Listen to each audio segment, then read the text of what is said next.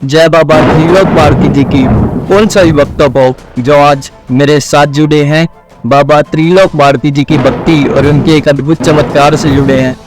यह वीडियो केवल एक वीडियो न होकर स्वयं बाबा त्रिलोक भारती जी का ही एक आदेश है सकते हैं।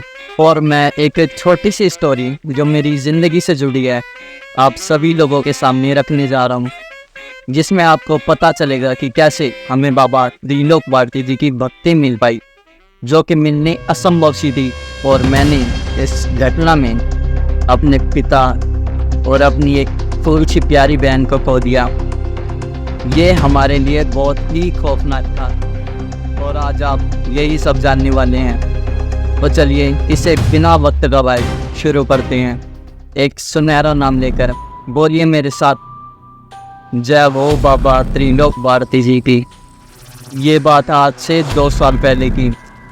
मैं आज भी उस घटना के बारे में सोचता हूँ तो अंदर से कांप उठता हूँ, क्योंकि पिता को खोना कोई आम बात नहीं होती।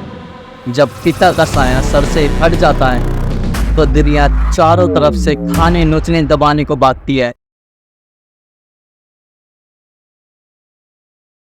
हमने हमारे साथ जो भी कुछ हुआ उसकी कभी कल्पना तक नहीं की थी। जो भी कुछ हुआ वो किसी खौफनाक सपने से कम नहीं था। और आज आप यही सब जानने वाले हैं। और कितनी मुश्किलों से निकलने के बाद हमें बाबा त्रिलोक भारती जी की भक्ति मिल पाई। मेरा नाम रवीन है। मैं दिल्ली के कांगनेर ज़िले में रहता हूँ। मेरी उम्र 18 साल है। आज से 2 साल पहले मेरी फैमिली में सब कुछ ठीक चल रहा था। सब कुछ ठीक ठाक था, मगर कुछ ही दिनों में सब कुछ इतना बदल गया जिसकी ना तो कोई कल्पना की जा सकती है और ना तो उसे देखा जा सकता है, क्योंकि वो इतना खौफनाक था जिसे देखना तो दूर, अगर एक झलक सोच भी लूँ तो ये गर्मियों की बात है। एक दिन मेरे पापा को अचानक से बहुत ज़्यादा खांसी आनी चालू हो गई। और मैं ये भी बता दूं कि वो स्मोकिंग और ड्रिंक भी करते थे। और फिर हमने पापा का चेकअप कराना ज़रूरी समझा।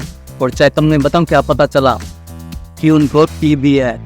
अब ये कोई नॉर्मल सी बात तो थी नहीं। डॉक्टरों ने उनकी दवाइयाँ चलाई और कहा इनकी स्मोकिंग और दारू की लत जल्द से जल्द छुड़ानी पड़ेगी। अगर नहीं छुड़ाई तो इनको सीरियस प्रॉब्लम तो हो सकती है। और हमने फिर पापा से कहा कि पापा इन सब चीज़ों को छोड़ दो। लेकिन उन्होंने छोड़ी तो नहीं, पर हाँ कुछ हद तक कम ज़रूर कर दी थी। मगर कम करने से होता क्या है, कुछ भी नहीं। और हाँ, ये बीमारी उनको किसी नशे की वजह से नहीं हुई थी। इस बात से अनजान थी इस घर में इसी ओपरी चीज़ का वास हो चुका है। हमने इसी के साथ साथ पापा में और भी किस्म के बदलाव देखे। जैसे वो अपना आप से बतलाते रहते थे और कहते थे इधर कोई है, उधर कोई है, मुझे ये दिख रहा है, मुझे वो दिख रहा है। हमें डर लगने लगा कि ये सब क्या चल रहा है। और हम इस बात से बिल्कुल अनजान थे कि क़यामत हमें इस रूप में दिखेगी। और अब उस घर का माहौल पूरी तरह से बदल चुका था। हंसी खेल का नामो निशान उस घर से मिट चुका था। घर में रोज़ कुछ न कुछ उल्टा सीधा लड़ाई या कलेशों से वो घर भर चुका था। सब कुछ अस्त व्यस्त, हमारी समझ से परे। ये हो क्या गया एकदम से। और उसी बीच मेरे पापा की हालत दोबारा ख़राब हो गई। उनको फटाफट हॉस्पिटल लेके जाना पड़ा। और हॉस्पिटल जाकर डॉक्टरों ने साफ कह दिया कि इनके लंग्स में पानी बढ़ चुका है। और ये भी कि इन्हें सख्त मना किया गया था इस बीमारी के चलते इन्हें किसी भी नशे को हाथ नहीं लगाना है। लेकिन इन्होंने किया है, तभी इन्हें ये प्रॉब्लम हुई है। और फिर डॉक्टरों ने कैसे न कैसे पापा की छाती में जमा पानी बाहर निकाला और लगभग कुछ दिनों तक इलाज चला। और उसके बाद हमें पता चला कि हाँ, अब पापा की हालत में थोड़ा सुधार आया है, अब वो थोड़े ठीक हैं। और ये भी कह दिया डॉक्टरों ने कि अब आप इन्हें लेके जा सकते हैं, लेकिन सावधानी रखना अब की बात। और हम जैसे ही पापा को घर लाए उनमें वो सब चीज़ें फिर शुरू हो गई। कहते ये दिख रहा है, वो दिख रहा है। हमने कुछ दिनों तक तो इन चीज़ों को नज़रअंदाज किया, लेकिन वही हमारी सबसे बड़ी गलती थी। और देखते ही देखते पापा में वो सब चीज़ें बहुत हद तक बढ़ चुकी थी। ऐसा लग रहा था कि उनके शरीर में कोई आत्मा घुसकर नाच रही हो। हमारी समझ से ये सब कुछ परे, ये सोच ही रहे थे कि अब क्या करें, किससे मदद मांगे। और इसी बीच उस ओपरी चीज़ ने एक बार फिर अपना खेल रचाया। ये सब चल ही रहा था कि एक दिन पापा की चेस्ट में बहुत ज़्यादा पेन होने लगा। हम कैसे न कैसे उनको फटाफट हॉस्पिटल लेके गए। अब मैंने जैसे तैसे करके क्यों बोला, क्योंकि वो जो ओपरी चीज़ थी पापा के अंदर, वो उन्हें बिल्कुल भी घर से बाहर नहीं निकलने दे रही थी, इसीलिए। और अब पापा को तीसरी बार हॉस्पिटल में एडमिट किया गया। और तो और हॉस्पिटल में जाते ही पापा पर से उस ओपरी चीज़ का असर बिल्कुल हट चुका था। शायद वो ओपरी चीज़ हमारे घर तक ही सीमित थी। और हैरानी की बात तो ये थी कि पापा ने हाल फिलहाल में स्मोकिंग और ड्रिंक बिल्कुल छोड़ दी थी। और डॉक्टर ने बताऊँ क्या कहा, इन्होंने फिर से नशा किया है ना। हमने बोला नहीं, बिल्कुल भी नहीं, अब की बार इन्होंने नशे को देखा तक नहीं। और डॉक्टरों ने ये कहा नहीं, ऐसा बिल्कुल हो ही नहीं सकता। अगर इन्होंने नशा नहीं किया होता इनकी ऐसी कंडीशन हो ही नहीं सकती थी। मगर डॉक्टर और हमें इस चीज़ के बारे में क्या ही पता था। उस ओपरी चीज़ ने नशे के नाम को अपना मोहरा बना लिया था और वो अंदर ही अंदर पापा को खाने लगी। और पापा अब तीसरी बार हॉस्पिटल में एडमिट थे। उनकी हालत बहुत सीरियस चल रही थी। उस ओपरी चीज़ ने उन्हें अंदर से बिल्कुल ख़त्म कर दिया था। उन डॉक्टरों ने कुछ दिनों का इलाज बताया था और मेरी मम्मी हॉस्पिटल में पापा के साथ ही रुकी थी। और हम लोग घर वापस आ चुके थे, कुछ ज़रूरत का सामान वहाँ तक ले जाने के लिए। मगर हम सबको क्या ही पता था कि किस्मत में यही लिखा है। और पता नहीं वो कौन सा मनोज दिन था जब मेरे पिता ने अपने जीवन की आखिरी सांसें ली। उन्होंने हॉस्पिटल के बेड पर ही अपना दम तोड़ दिया। और मेरी मम्मी की बहन हॉस्पिटल में रो रो के पागल जैसी हालत हो चुकी थी। और हम अगले ही दिन हॉस्पिटल जाने वाले थे कुछ ज़रूरत का सामान लेकर। लेकिन हमारे जाने से पहले एक मनहूस खबर घर आ चुकी थी। और जैसे ही इसके बारे में सबको पता चला, सब की आंखों के आगे अंधेरा छा चुका था। ऐसा लग रहा था दुनिया खत्म सी हो चुकी है।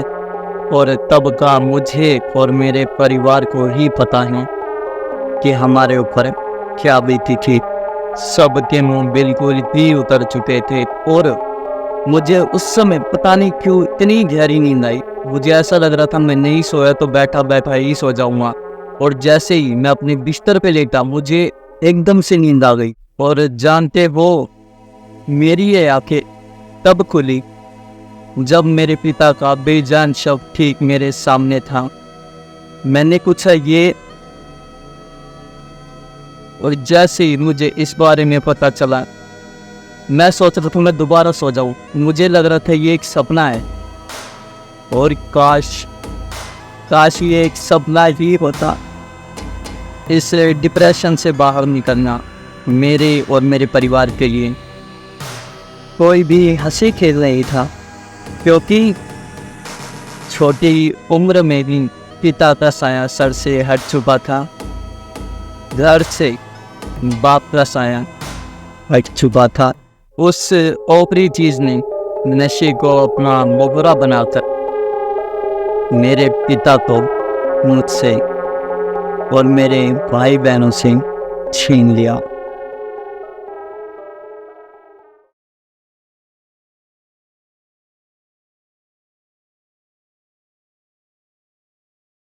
और इस मनहूस घटना को अब करीब 12 महीने बीत चुके थे।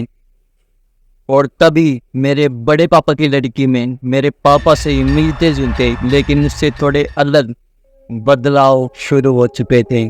और देखते ही देखते उसकी हालत भी मेरे पापा की हालत की तरह तब्दील होती जा रही थी। उसकी शरीर में कई रोगों ने जन्म ले लिया था, जैसे टाइफाइड पूरे शरीर में कफ बन चुका था। ये वो, और होता भी यही पर, क्योंकि जब किसी बुरी ओपरी चीज़ का प्रभाव किसी इंसान पर पड़ता है तो वो बुरी ओपरी चीज उस इंसान को वहां तक बर्बाद कर देगी जहां तक वो कामयाब है या फिर होना चाहता है।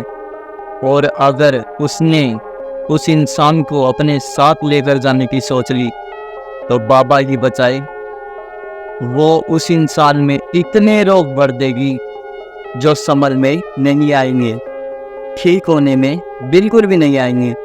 और यही सब हुआ था मेरे पापा के साथ। वो किसी नशे की वजह से नहीं गए थे और जैसी उनकी हालत हुई थी वही सब घूम फिर कर मेरी बहन पर आ चुकी थी। और वो मेरी प्यारी बहन रोंगटों को खड़ा कर देने वाली बात कह रही थी कि मुझे छोटे पापा दिखते हैं। छोटे पापा यानी मेरे पापा, जिनकी 12 महीने पहले डेथ हो चुकी है। और वो कहती वो मेरे साथ बैठते हैं, मुझसे बात तक करते हैं। और इसकी एक खौफनाक बात दिल को कमज़ोर बनाने के लिए काफ़ी थी। और हम बस यही सोच रहे थे कि अब किसके पास जाएं, कौन है जो हमारी सहायता कर सके। मेरी प्यारी सी बहन इन चीज़ों से बिल्कुल डर चुकी थी और चिल्ला चिल्ला कर कहती थी मुझे इन चीज़ों से बचा दो, मुझे बहुत डर लगता है। और ये कोई छोटी बात नहीं थी कि वो कह रही है मुझे छोटे पापा दिखते हैं।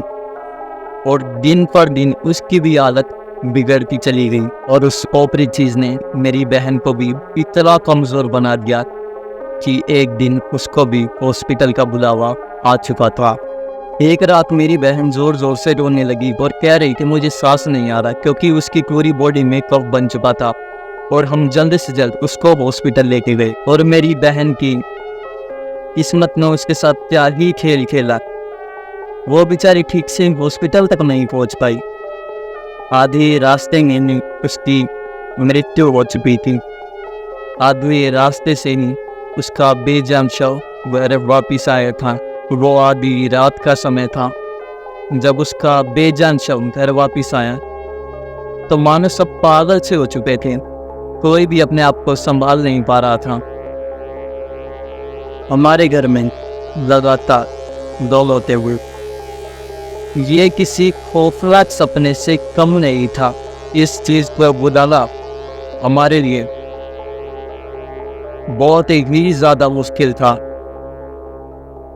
करीब ऐसे ही कुछ महीने और निकल जाते हैं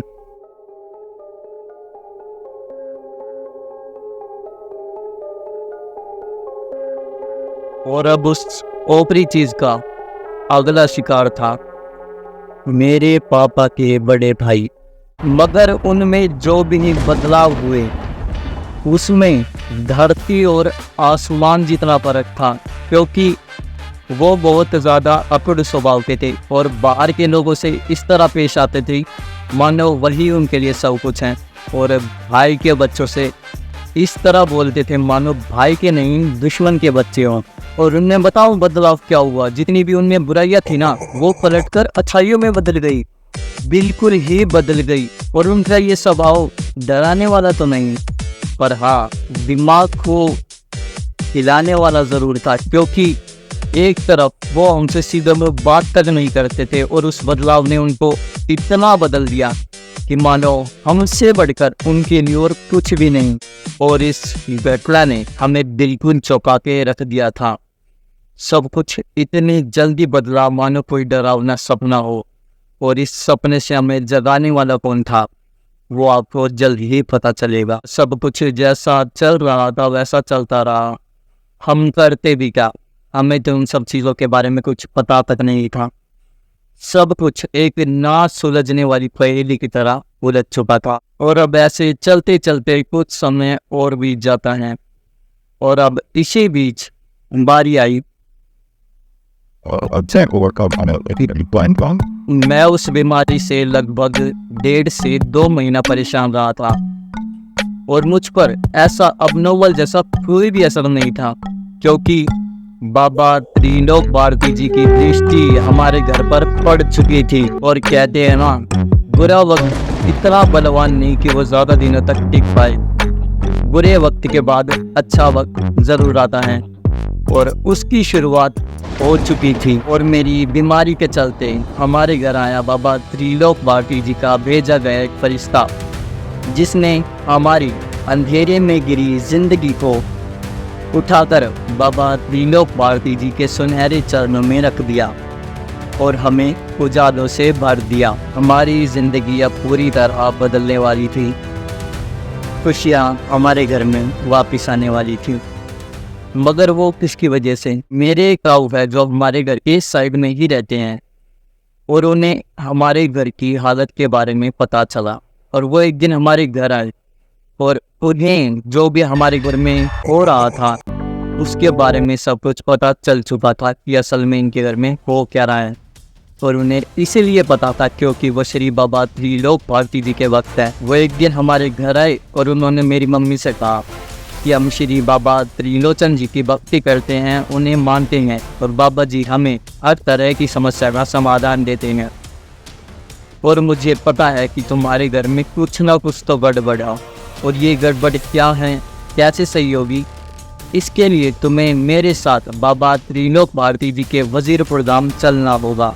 और फिर क्या होना था, हमने उनसे कहा कृपया कर हमें वहाँ ले चलिए और फिर हमने वहाँ जाने की तैयारियाँ करी।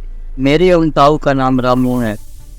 ताऊ रामू, मैं और मेरी मम्मी हम निकल पड़े वजीरपुर धाम के लिए और आधे एक घंटे के अंदर हम वहाँ पहुँच भी चुके थे। और वहाँ पहुँचकर वहाँ का वो दृश्य देखकर मेरी आंखें तो चकाचौंध हो चुकी थी, क्योंकि वहाँ लोगों में पेशियाँ उछल कूद रही थी, गला फाड़ फाड़ कर चिल्ला रही थी और मैंने ये दृश्य अपनी आंखों से पहली बार देखा था।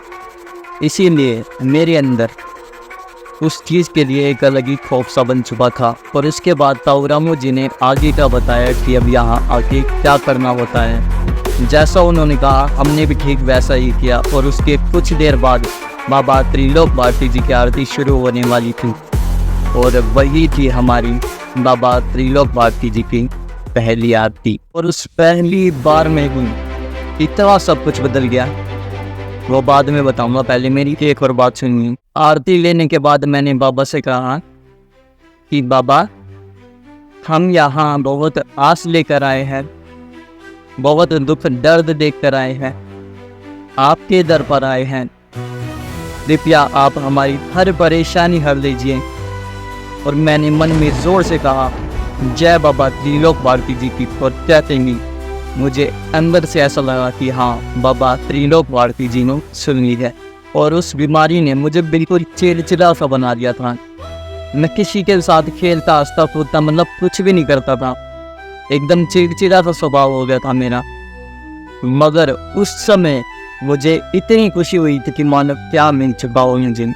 और यहीं से हमारी ज़िंदगी पूरी तरह बदलती चली गई और मेरी बाबा त्रिलोक बाटी जी के प्रति वही खुशी अब तक बरकरार है और जब तक रहेगी, जब तक इस शरीर में प्राण में, उनका नाम यहाँ हमेशा बसा रहेगा।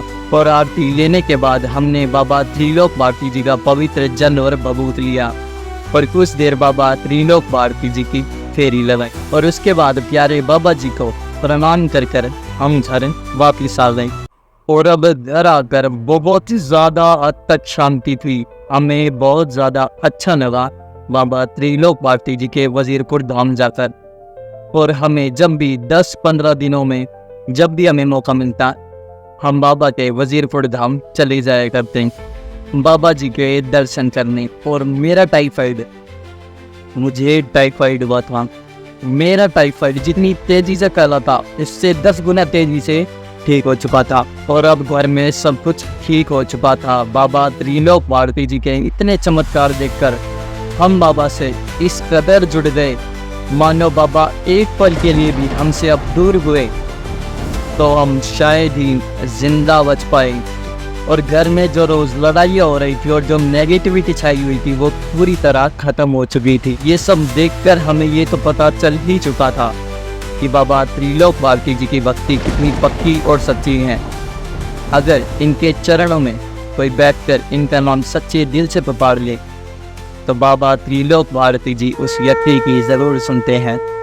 और अब हमें लग रहा था कि हमें बाबा त्रिलोकपाठी जी के बड़े धाम जाना चाहिए, जो कि है राजस्थान में स्थित जोधपुर गांव, जहां है बाबा त्रिलोकपाठी जी का सिंहासनी और समाधि स्थल धाम सजाड़ा। अब ये तो सोच लिया कि धाम सजाड़ा जाना है, मगर हम वहाँ जाए कैसे?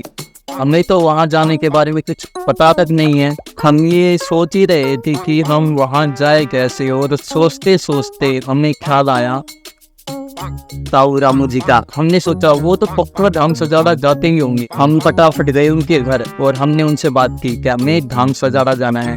और मैंने नुके मना कर दिया, बोल रही है मैं नहीं लेके जा सकता, ये कोई बात होती है वो तो मना करने की। फिर उन्होंने बोला मैं नहीं, लेकिन हाँ एक महान शख्स तुम्हें भी वहाँ लेके जा सकती है।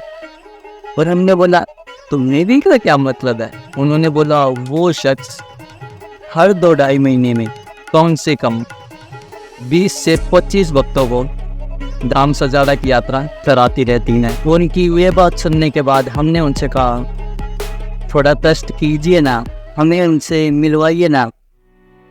लेकिन उन्होंने कुछ ये कहा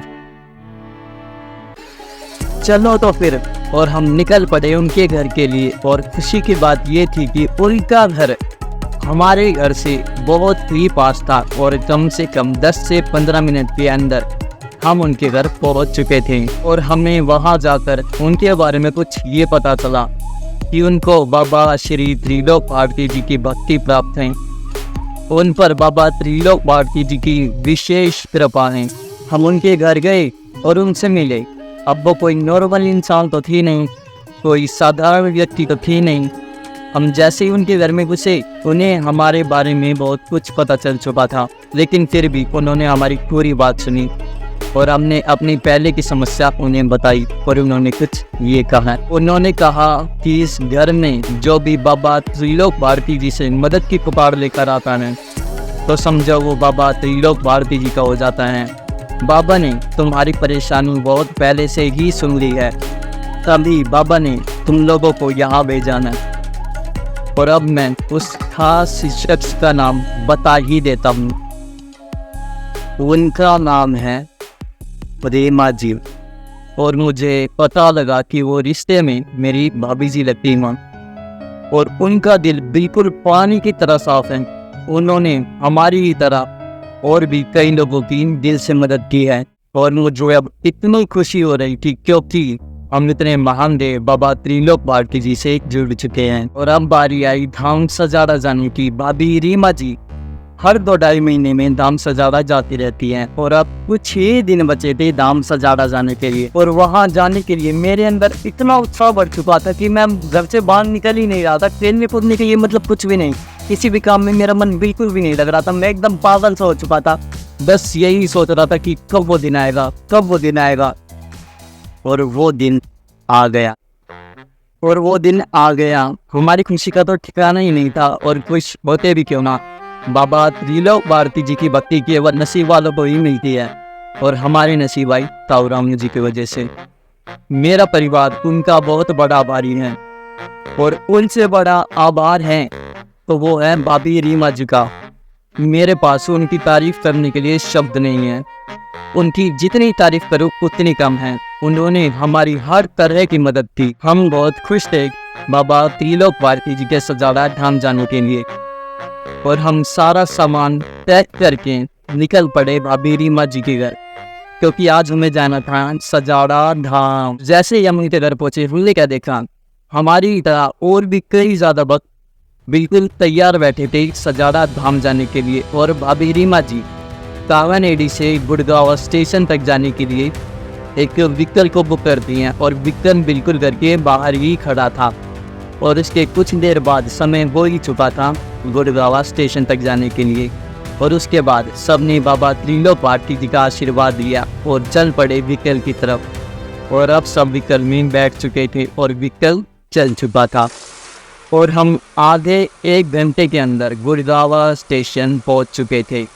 और उन सभी वक्तों में से सबसे ज़्यादा एक्साइटेड मैं था, क्योंकि पहली बार जो जा रहा था। और कुछ देर स्टेशन पर इंतज़ार करने के बाद ट्रेन आ चुकी थी। और जैसे ही ट्रेन रुकी सब फटाफट ट्रेन में चढ़ चुके। ट्रेन में चढ़ने के बाद भाभी रीमा जी ने सबको अपनी अपनी सीटें बताई और अब सब अपनी अपनी सीट पर बैठ चुके थे। उसके बाद जिसको खाना का वो खा रहे थे, जिसको सोने का वो सो चुके और जिसको बातें करनी थी वो अपनी अपनी बातों में लग चुके थे। और बाबा के कम से कम 15 से 20 वक्त सफ़र कर रहे थे और उसके कुछ देर बाद सब सो भी चुके। सब सो चुके थे, लेकिन मैंने ये सोच लिया कि जब तक मैं बाबा त्रिलोकवादी जी के सजाड़ा धाम जाकर बाबा के दर्शन नहीं कर लेता अपनी आंखों को चैन नहीं दूंगा। और ये सोच कर लग गया अपने फोन में बाबा त्रिलोकवादी जी के भजनों में।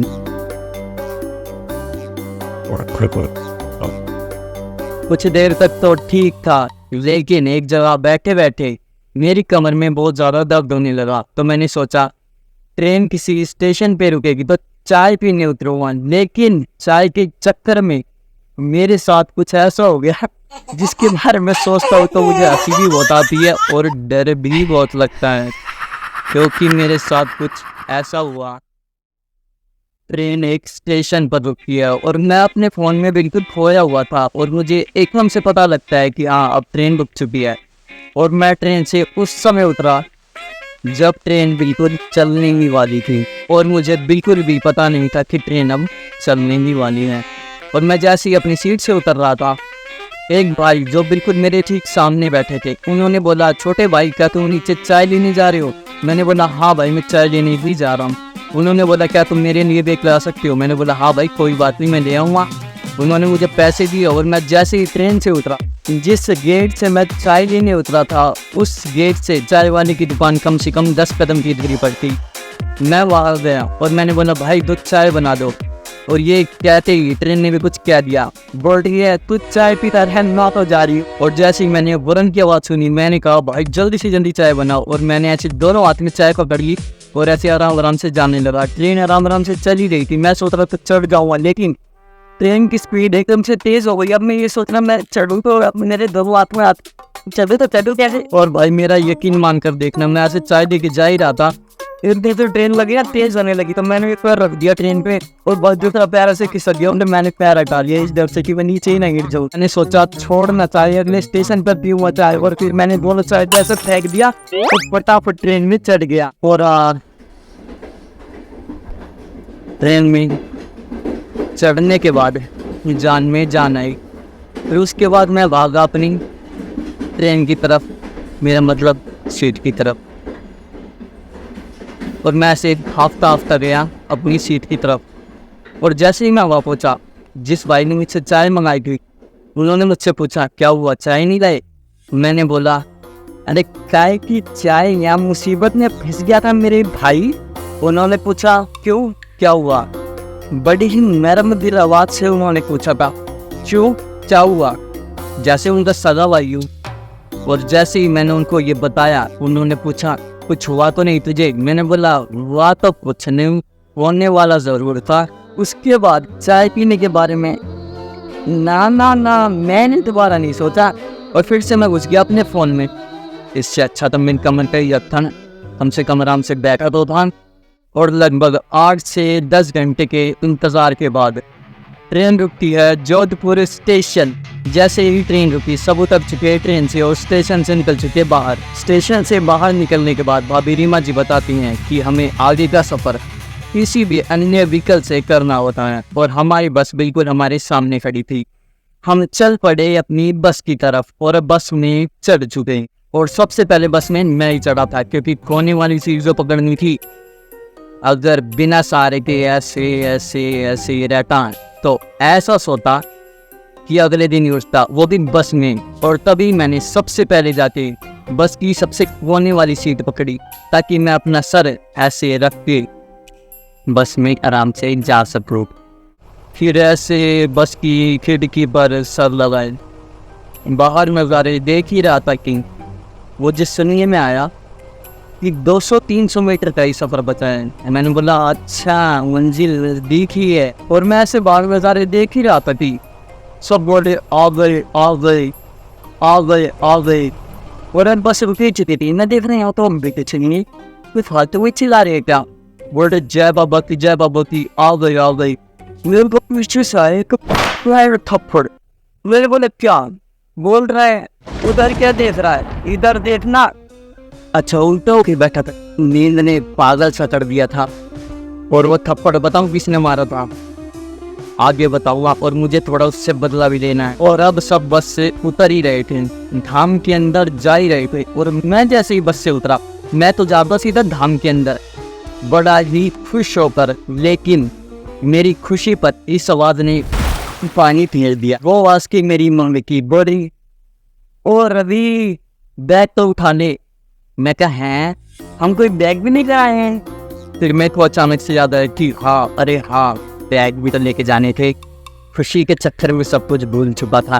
फिर मैंने बिना एक सेकंड गवाए सबसे पहले बैग उठाया, क्योंकि अगर मेरी मम्मी को पता चलता ना मैंने बैग नहीं उठाई तो मेरी मम्मी 10 बातें और सुनाती। और मैंने जैसे ही बैग उठाया मैं और ये सीधा अंदर। और भाई सच बात है, अगर मैं बैग को बिना उठाए अंदर चला जाता ना, तो मेरी मम्मी 10 जन के बीच में इतनी गंदी गजब बेइज्जती मारती ना मेरी, कि मैं किसी को मुंह दिखाने के लायक नहीं बचता। अब सब पहुंचते हैं धाम के अंदर, और हम जिस पवित्र भूमि पर खड़े थे उसका नाम है बाबा त्रिलोक भारती जी का छोटा धूना, जिसे छोटा धाम भी कहा जाता है। और छोटे धाम के अंदर भी एक टेंट हाउस है जहाँ हम रुके ही थे। हम फटाफट जाते हैं टेंट हाउस के अंदर और फटाफट लेते हैं अपने बिस्तर और फटाफट रख देते हैं अपने सामान को। उसके बाद भाभी रीमा जी कहती है जिसको भी जो करना है जल्दी करके आ जाओ, फ्रेश होके आ जाओ। और फिर सब भागते हैं बाथरूम।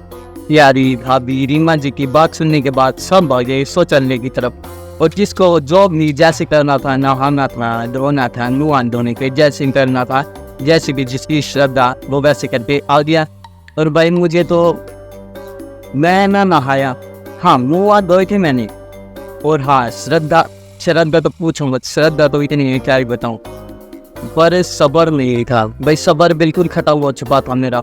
इसलिए मैंने नहाने में एक भी पल ना खराब कर, इससे अच्छा सोचा मुँह हाथ ही धो लूं, बहुत टाइम बचेगा बाबा के दर्शन करने के। और चाहता तो मैं नहा भी सकता था, लेकिन मेरे अंदर सब्र का बांध बिल्कुल टूटता जा रहा था। बाबा त्रिलोक भारती जी को मेरी आंखें देखने के लिए तरस चुकी थी, और मैं एक भी पल बिना गवाए बाबा के दर्शन करने के लिए उत्सुक था।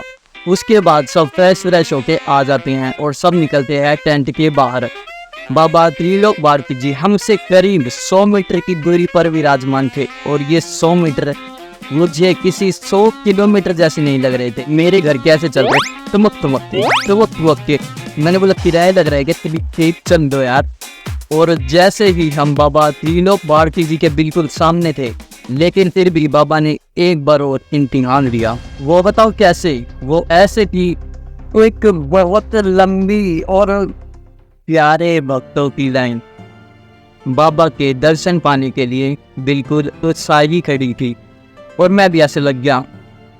और थोड़ी देर तक तो खड़ा हूँ, मुझे ऐसे तो मन बढ़ नहीं आएगा। मैंने सोचा कि अपनी शक्तियों का बिना इस्तेमाल करे रवि तेरा नंबर ऐसे तो नहीं आएगा।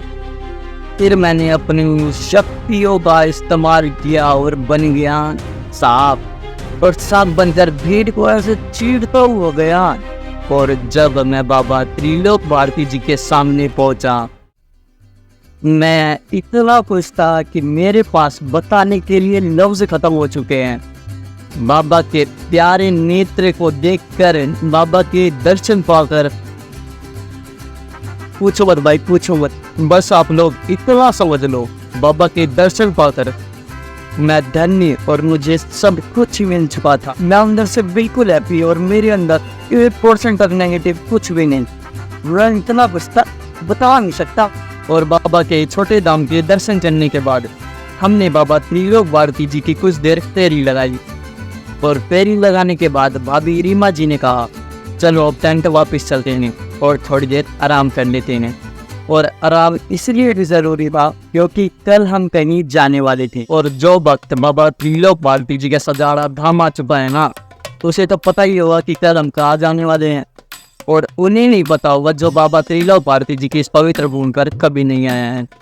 कोई बात नहीं, और जिन्हें पता है ना वो कमेंट में बता देना, और जिन्हें नहीं पता ना वो कमेंट पढ़ के समझ लेना। इसीलिए देखते रहिए, आगे बहुत ज़्यादा मज़ा आने वाला है। दिल को सुकून, इतना मजा आएगा ना लोगों को सुनकर। मुझे तो देख बोलकर इतना मजा आया, आपको तो सिर्फ सुनकर इतना मजा आएगा। इसलिए देखते रहिए और हंसते भी रहिए। और एक मिनट, मैं टेंट में जाने से पहले क्या देख रहा हूँ कि कुछ वक्त अपनी किन्हीं छोटी मोटी दिक्कतों से घबरा रहे हैं, जबकि स्वयं बाबा त्रिलोक भारती जी वहाँ बैठे कह रहे हैं, स्वयं मैं यहाँ बैठा हूँ, तुम क्यों घबरा रहे हो। और ये चीज़ मैं यहाँ से नहीं, यहाँ से देख रहा था। कुछ लोग समझ गए होंगे, जो लोग समझ गए वो कमेंट बॉक्स में दोबारा बता देना, और जो नहीं समझे ना, आप फिर से कमेंट पढ़ के ही समझ लेना। उसके बाद गए हम टेंट में और अच्छे से आराम किया ताकि हम घूम पाए कल बाबा त्रिलोक भारती जी की नगरी में। और लगभग 4 से 5 घंटे के आराम के बाद भाभी रीमा जी बोलती है, सब तैयार हो जाओ, हमें बाहर जाना है। मैं पूछता हूँ कहाँ, वो बोलती है शाम की आरती है। मैंने बोला अच्छा। और अब सब निकलते हैं टेंट हाउस से बाहर, और मैं अपनी मस्ती में राइट की साइड मुड़ गया बाबा त्रिलोक भारती जी के धाम की तरफ, और सब जा रहे थे धाम के बाहर। मुझे क्या ही पता था कि शाम की आरती कहीं और लेनी है। मैं तो वहीं मुड़ा जहाँ पहले बाबा के दर्शन किए थे, और मुझे पीछे से आवाज आती है, ओए। मैं जल्दबाजी में जा रहा था बाबा के छोटे धाम सिंहासनी धाम की तरफ, और सब जा रहे थे टेंट हाउस से बाहर, और मुझे ये बिल्कुल भी नहीं पता था कि कहीं और जाना। और वो आवाज़ बताओ किसने मारी थी? जिसने मुझे थप्पड़ मारा था। वो मुझे बोलता है तू उधर किधर जा रहा था? मैंने बोला यही तो आरती लेने जाना है। वो बोलता नहीं, इधर हम सुबह की आरती लेते हैं पागल, शाम की आरती हम कहीं और लेते हैं, जिसे हम बड़ा धाम बोलते हैं। मैंने बोला बड़ा धाम या और कितने धाम है? इसने बोला अभी तूने बाबा त्रिलोक भारती जी की नगरी देखी नहीं कहा है।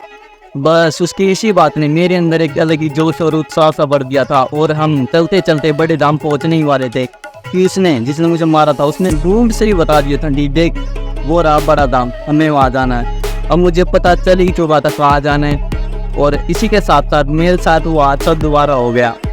अब मुझे पता तो चल ही चुका था कि कहाँ जाना है, इसीलिए मैं राइट की साइड ही मुड़ा, और हम फिर से सब लेफ्ट की साइड मुड़ गए, और मुझे वो आवाज़ फिर से सुनने को मिली, अरे ओए उधर की साइड किधर जा रहा है? बिना पूछे किसी से भी मुड़ जा रहा है, कहाँ जा रहा है इधर की साइड? मैंने बोला भाई हाथ जुड़वा ले, लेकिन अब तो दोबारा ये मत बोलियो कि यहाँ नहीं जाना। उसने बोला जाना है, लेकिन पहले कहीं और जाना है। और अब वो जैसे जा रहे थे मैं भी ठीक वैसे ही जा रहा था, क्योंकि अब मुझे पता चल चुका था कि मैं जल्दी पिटने वाला हूँ। और अब मैं उसका नाम बता ही देता हूँ जिसने मुझे मारा था और इतनी देर से रोक टोक रहा है। उसका नाम है विशाल, और वो मेरा दोस्त कम भाईजादा है, क्योंकि हम पहली बार ही मिले थे, और पहली बार में ही हम दोनों के बीच इतनी गहरी दोस्ती हो गई कि मानो भाई भी है। हम सब साथ में ही आए थे, और वो भी हम सब साथ में ही आए थे, और किन्हीं छोटी मोटी लड़ाइयों की वजह से, लड़ाइयों से ही शुरू हुई थी दोस्ती। जैसे मैंने उसको बोल दिया ओए साइड हटवा से सीट दे, बस इन छोटी मोटी लड़ाइयों से हमारे बीच ऐसी दोस्ती हुई जो अब तक नहीं टूटी और ना ही टूटेगी। उसके जैसा दोस्त कम भाई मुझे आज तक नहीं मिला। उसका नाम है विशाल, और उसका नेचर किसी के लिए हो ना हो, मेरे लिए तो बहुत अच्छा है। बस उसके लिए इतना ही, आगे कंटिन्यू करते हैं। और जो सब लेफ्ट की तरफ जा रहे थे वो जा रहे थे मामा देव जी की तरफ, और उनमें ये बात पता नहीं होगी मामा जी कौन है, क्या है, कैसी है, जो बाबा से नया जुड़ा है। लेकिन दिक्कत मत लो, मैं हूं ना। मेरी आने वाली कुछ वीडियो सिर्फ और सिर्फ सजाड़ा धाम के ऊपर होगी, जिसमें मैं बताऊंगा यहाँ कैसे आना है, क्या करना है और कैसे क्या होता है, इसलिए दिक्कत मत लो।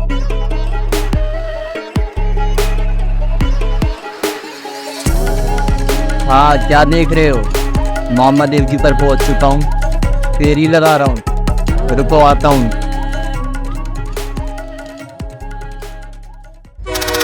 हाँ तो हम थे मामा देव जी पर, और वहाँ पर फेरी लगा ही रहे थे कि कुछ ही देर में बड़े धाम पर आरती शुरू होने वाली थी, और बड़े धाम पर आरती शाम 7 बजे शुरू होती है। मामा देव जी के दर्शन करने के बाद हम पहुंच चुके थे बड़े धाम। और भाई बड़े धाम हम जैसे ही पहुंचे, जैसे ही मैंने बड़े धाम का दृश्य देखा, भाई क्या बताऊं, बड़ा धाम तो मुझे और ज़्यादा भा जाता है। और भाई मैं एक बात बता दूं, बड़ा धाम और छोटा धाम दोनों एक ही हैं, बस अलग अलग जगह पर हैं। दोनों जगह पर बाबा त्रिलोक भारती जी ही विराजमान है। और एक बार फिर बड़े धाम पर बाबा त्रिलोक भारती जी के दर्शन किए, और 7 बजने में कुछ समय बाकी था, तब तक सोचा बाबा त्रिलोक भारती जी की फेरी लगा लें। फेरी लगाते लगाते आरती का समय बिल्कुल शुरू हो ही चुका था, आरती शुरू हो ही चुकी थी।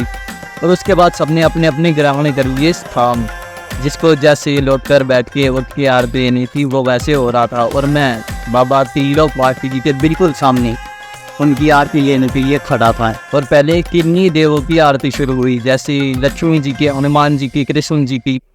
और जैसी आरती शुरू हुई लोगों में पेशियाँ बनने लगी। और जैसे जैसे आरती का रिदम तेज होता जा रहा था लोगों में पेशियाँ बढ़ती जा रही थी। और जैसे ही बाबा त्रिलोक भारती जी की आरती शुरू हुई तब कुछ ऐसा हुआ जिसको देखना थोड़ा मुश्किल था। और वो हुआ ये कि मैं ऐसे हाथ जोड़कर आरती ले ही रहा था कि मुझे पीछे से एक जानी पहचानी आवाज़ आती है। और वो आवाज़ थी मेरी बहन की। मैंने जैसे ही पीछे मुड़कर देखा, मैंने ये देखा कि मेरी बहन में पेशी बन चुकी थी। और भाई मैंने जब ये अपनी बहन ने पहली बार देखा मैं तो चौंक गया। अरे मैं क्या, मेरे घर में जितने भी थे सब चौंक गए। बाबा ने जो हमारे घर पर ऊपरी चीज का संकट था उसे वाव बनाया और उसे ऐसा दंड दिया जो मैंने अपनी आंखों से देखा है। और मैं एक बात और बता दूं, ये पेशी आना कोई गलत बात नहीं है बल्कि और अच्छी बात है, क्योंकि बाबा त्रिलोक भारती जी ऊपरी चीज़ों का इलाज ऐसे ही करते हैं। और बाबा त्रिलोक भारती जी से जो भक्त परिचित है उन्हें तो ये सब पता ही होगा, और उन्हें नहीं पता होगा जो आज बाबा से नया जुड़ा है। कोई बात नहीं, उन्हें मैं बताऊंगा, बाबा के चमत्कार मैं आगे लाऊंगा। घबराने वाली कोई बात नहीं है। और इससे ही बाबा त्रिलोक भारती जी पर आपको पूरा विश्वास हो सकेगा और तभी आप बाबा त्रिलोक भारती जी पर अपने हार दुख सब रख सकते हैं, क्योंकि बाबा सबकी सुनते हैं। और जैसे यार की समाप्त हुई लोगों में से पेशियाँ हट चुकी थी और मेरी बहन से भी। और उसके बाद हमने बाबा त्रिलोक भारती जी का पवित्र जल और बहु दिया और उसके बाद टेंट वापिस आ गई और हमने कल जाना था बाबा बुद्ध भारती जी पे।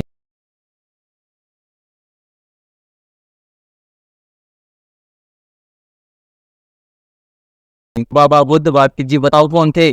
वो भी बाबा की तरह एक महान संत थे जिन्होंने बाबा के साथ ही जीवित समाधि ली थी, जिनका आज कलयुग में देवों का स्थान आता है। और वही एक बात और, बाबा त्रिलोक भारती जी की नगरी में जो आनंद आता है ना घूमने का, वो तो सिर्फ एक सच्चा भक्त ही समझ सकता है। और अगर जिसने बाबा त्रिलोक भारती जी को एक बार दिल से मान लिया ना, तो वो सिर्फ वहाँ के कण कण में बाबा त्रिलोक भारती जी को ही देखेगा। मैं खुद बाबा की भक्ति में, बाबा के प्यार में इस कदर पागल हूँ कि उनके लिए कुछ भी कर सकता हूँ। साइड में ही बैठा हूँ बाबा के, झूठ तो बोल नहीं सकता, सच ही मान लो। और है भी ये सच ही, सच में भाई मेरा ये सिर्फ यही है, बाबा त्रिलोक भारती जी के चरणों में, और सदा यहीं रहेगा। आप मुझे अब भी इनके चरणों में देखोगे और आने वाले किसी भी समय में जब भी इन्हीं के चरणों में देखोगे, मैं भी यही हूँ, आप भी यही हैं। बाबा त्रिलोक भारती जी ने मुझे अपनी भक्ति और अपने प्रेम रस में इस कदर डुबा दिया है कि अब मैं कभी उससे बाहर नहीं आ पाऊंगा और मानना भी नहीं चाहता। और मैं इनसे बढ़कर और किसी को मानता भी नहीं हूँ, क्योंकि हमारी ज़िंदगी में जो पहले की घटनाएं घटी हैं, हमारे अतीत की घटनाएं, आपको तो पता ही होगी कितनी दुख भरी हैं। और शायद वह तो हटा ही दो, यहाँ बातें भाई इन चीज़ों से हमारे, अगर बाबा त्रिलोक भारती जी ने होते तो। और भाई ऐसी ऊपरी चीज़ों को देखना कोई हंसी खेल नहीं है, अगर कोई देख लेना तो उसके आधे प्राण तो ऐसे ही निकल जाए। तो हम चाहते हैं बाबा बुद्ध भारती जी पर। अगले दिन गए हम बाबा बुद्ध भारती जी पर, वहाँ गए, बाबा जी के दर्शन किए और प्रसाद चढ़ाया और कुछ देर वहाँ घूमे। और मेरी बात का यकीन मान कर देखना, वहाँ का कुछ ऐसा है ना, जब आप अपनी आंखों से देखोगे ना तो आप सिर्फ यही सोचोगे कि मैं तो यहीं का हूँ और यहीं रहूँगा, और वो भी हमेशा के लिए। फिर हम कुछ देर वहाँ घूमते रहे, फिर लगा टेंट वापस चलते हैं। हम टेंट वापस आ गए और हमें कल जाना था खारी कुई पर। और भाई खारी कुई हम जब भी से ज़्यादा दम जाते हैं ना, मुझे सबसे ज़्यादा अच्छा वही जाके लगता है, क्योंकि वही है बाबा त्रिलोक भारती जी की पवित्र समाधि। और वहाँ जाकर वहाँ बाबा की समाधि के पास बैठकर मुझे इतना अच्छा लगता है, मैं निःशब्द बता तक नहीं सकता।